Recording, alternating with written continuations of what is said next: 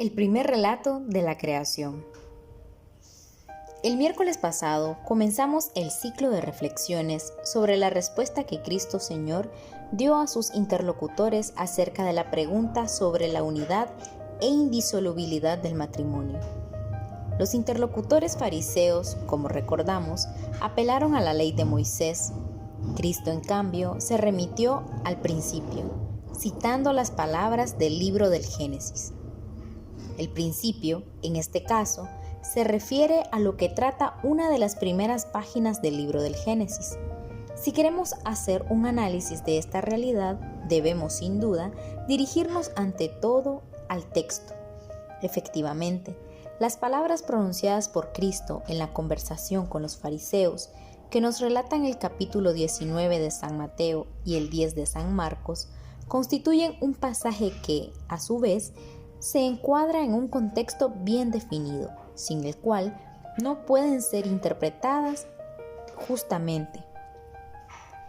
Este contexto lo ofrecen las palabras: ¿no habéis leído que al principio el Creador los hizo varón y mujer? Y hace referencia al llamado primer relato de la creación del hombre, inserto en el ciclo de los 7 días de la creación del mundo, Génesis 1, del 1 al 2, Génesis 4. En cambio, el contexto más próximo a las otras palabras de Cristo, tomadas del Génesis 2:24, es el llamado segundo relato de la creación, Génesis 2:5-25. Pero indirectamente es todo el capítulo 3 del Génesis. El segundo relato de la creación del hombre forma una unidad conceptual y estética con la descripción de la inconsciencia original de la felicidad del hombre e incluso de su primera caída. Dado lo específico del contenido expresado en las palabras de Cristo, tomadas del Génesis 2:24, se podría incluir también en el contexto, al menos, la primera fase del capítulo 4 del Génesis, que trata de la concepción y nacimiento del hombre, de padres terrenos. Así, intentamos hacer el presente análisis. Este texto más antiguo se define como yavista, porque para nombrar a Dios se refiere del término Yahvé. Es difícil no quedar impresionados por el hecho de que la imagen de Dios que presenta tiene rasgos antropomórficos bastante relevantes. Efectivamente, entre otras cosas, leemos allí: formó Yahvé Dios al hombre del polvo, de la tierra, y le inspiró en el rostro aliento de vida. Génesis 2:7.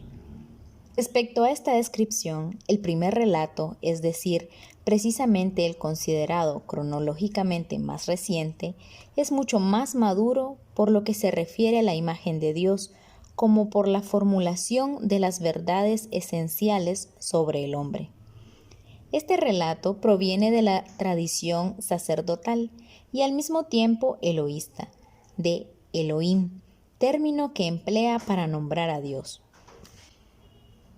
Dado que en esta narración la creación del hombre como varón y mujer, a la que se refiere Jesús en su respuesta según Mateo 19, está incluida en el ritmo de los 7 días de la creación del mundo, se le podría atribuir sobre todo un carácter cosmológico, el hombre creado sobre la tierra, y al mismo tiempo que al mundo visible, pero a la vez el Creador le ordena subyugar y dominar la tierra. Está colocado, pues, por encima del mundo, aunque el hombre esté tan estrechamente unido al mundo visible. Sin embargo, la narración bíblica no habla de su semejanza con el resto de las criaturas, sino solamente con Dios. Dios creó al hombre a imagen suya, a imagen de Dios lo creó. Génesis 1:27. En el ciclo de los 7 días de la creación es evidente una gradación precisa. En cambio, el hombre no es creado según una secuencia natural, sino que el Creador parece detenerse antes de llamarlo a la existencia, como si volviese a entrar en sí mismo para tomar una decisión. Hagamos al hombre a nuestra imagen y a nuestra semejanza. Génesis 1:26. El nivel de este primer relato de la creación del hombre, aunque cronológicamente posterior, es sobre todo de carácter teológico. De esto es índice especialmente la definición del hombre sobre la base de su relación con Dios. A imagen de Dios lo creó, e incluye al mismo tiempo la afirmación de la imposibilidad absoluta de reducir el hombre al mundo. Ya a la luz de las primeras frases de la Biblia, el hombre no puede ser ni comprendido ni explicado hasta el fondo con las categorías sacadas del mundo, es decir, el conjunto visible de los cuerpos. A pesar de esto, también el hombre es cuerpo. Génesis 1:27. Constata que era verdad esencial acerca del hombre se refiere tanto al varón como a la mujer. Dios creó al hombre a su imagen, varón y mujer los creó.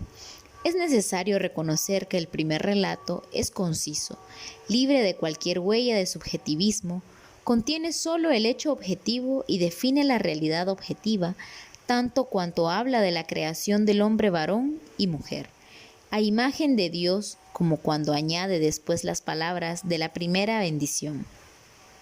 Y los bendijo Dios, diciéndoles: procread y multiplicaos, y henchid la tierra, sometedla y dominadla. Génesis 1:28. El primer relato de la creación del hombre, que, como hemos constatado, es de índole teológica, esconde en sí una potente carga metafísica. No se olvide que precisamente este texto del libro del Génesis se ha convertido en la fuente de las más profundas inspiraciones para los pensadores que han intentado comprender el ser y el existir. Quizá solo el capítulo 3 del libro del Éxodo pueda resistir a la comparación con este texto. A pesar de algunas expresiones pormenorizadas y plásticas del personaje, el hombre está definido ahí, todo en la dimensión del ser y del existir. Está definido de modo más metafísico que físico. Al misterio de su creación, a imagen de Dios los creó, corresponde la perspectiva de la procreación. Procread y multiplicaos y henchid la tierra. De ese devenir en el mundo y en el tiempo, de ese fieri que está necesariamente unido a la situación metafísica de la creación, del ser contingente, continges, precisamente en este contexto metafísico de la descripción del Génesis 1, es necesario entender la entidad del bien, esto es, el aspecto del valor. Efectivamente, este aspecto vuelve en el ritmo de casi todos los días de la creación y alcanza el culmen después de la creación del hombre. Y vio Dios ser muy bueno cuanto había hecho. Génesis 1:31.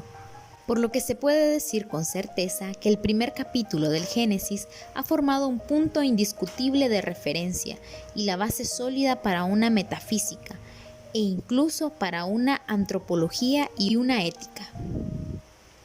Sin duda, todo esto tiene su significado también en la teología y sobre todo para la teología del cuerpo.